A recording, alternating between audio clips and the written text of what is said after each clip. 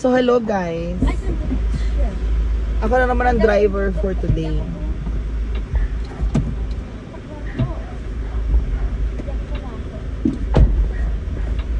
Dahil mababa yung sapatos ko. Wala. Pero ayoko to. Wala yung sapatos ko. Ang tubig. Mas gusto ko ito. Mas maganda lang ang mga square. Mas maganda talagang square na eyeglasses sa mukha ko. Square jaw ka naman. Square jaw. Nakaipon na ulit ako para makabili ng bagong cellphone. Kasi sira na yung cellphone ko. Pero ba ang cellphone? Mas ka dito. Alis! Alis! Doon ka! So, we'll see you later. Ayan, ikunin ko na para makapaglaro ng chess sa ating cellphone mo. Mama mo diyan, Dayan, ano?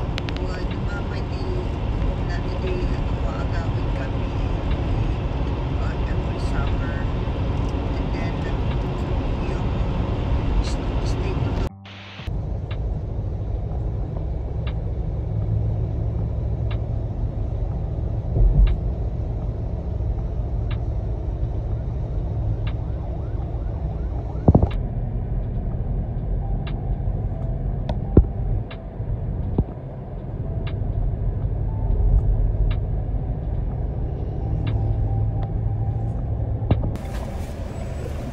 Okay, bye!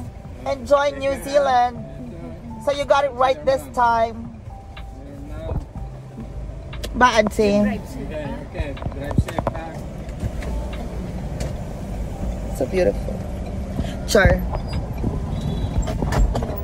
Okay, you didn't forget anything. pasahin namin. What? Pasahin namin.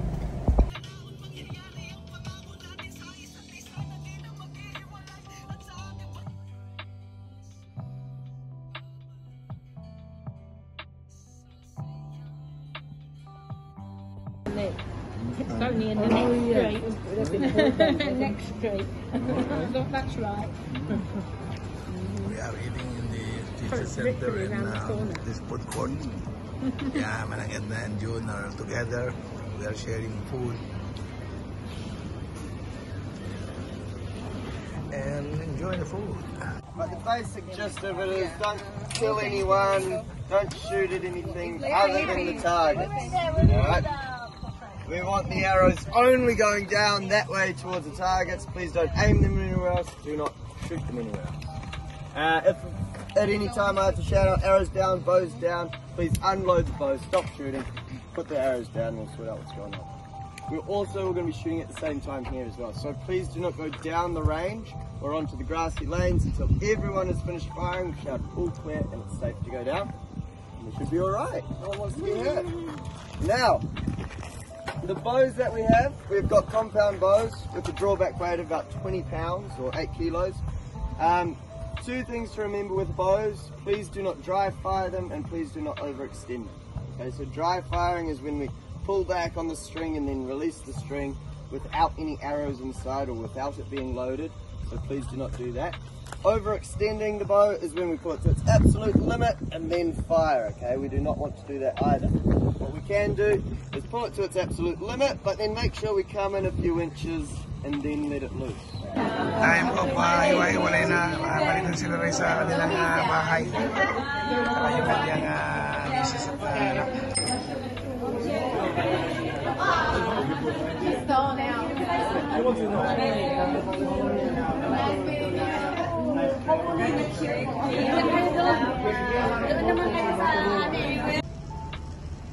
Nagagaling namin kumain sa restaurant. So ito, papasama kami dito sa mga... So by the way, itong nakikita niyo mga parang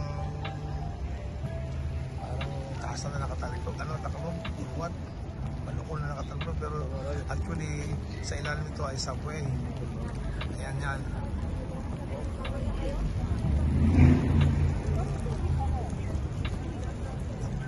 Yan yung railway sa lalim. Doon nakaalis yung train.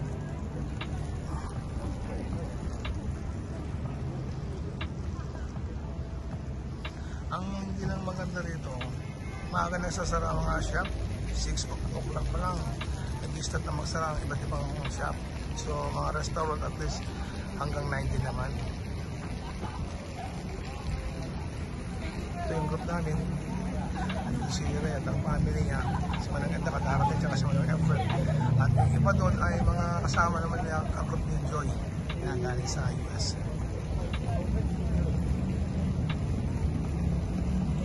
Skyjump for 330 New Zealand dollars.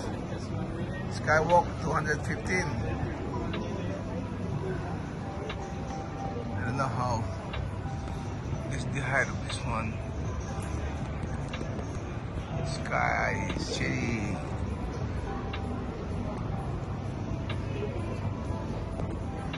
Skyjump kami.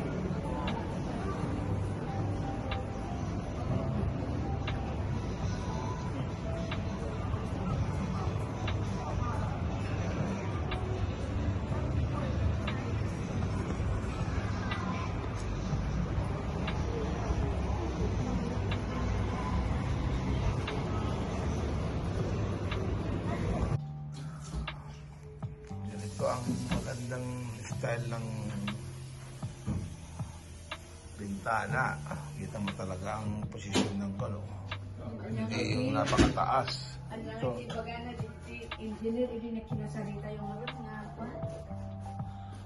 ang kan. Oo, tama na. Yeah. Lamig. Nilipatan na yung bagong kwarto. Malapit kami sa tao dito. Tower.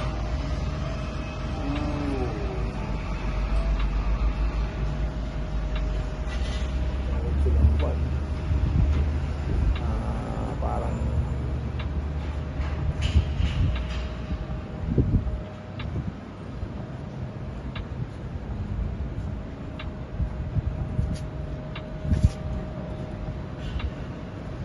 so, lumipat kami sa 16th floor.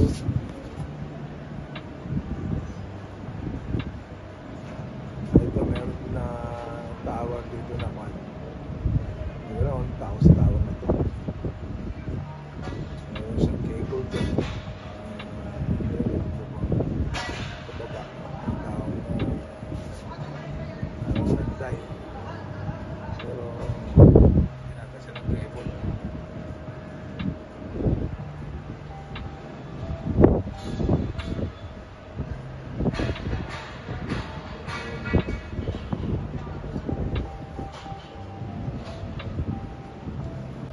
So ngayon ay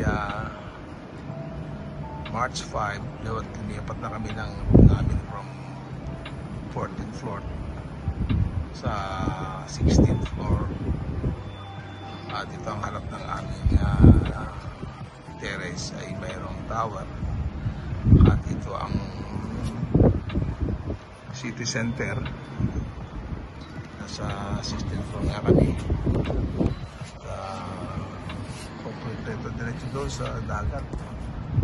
Ito magdagat doon.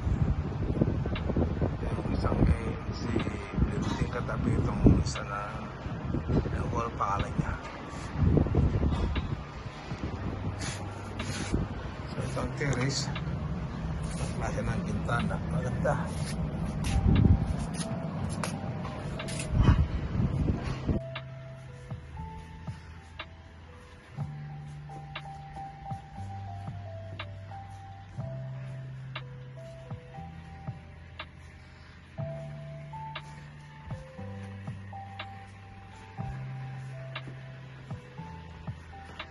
Ito ang kwarto nilipatan namin from 14th floor to 16th floor. Ito ang isang bedroom. Isang terrace din dito. At naman na yung kanya. Side ng bintana. Pintas ganyan, no?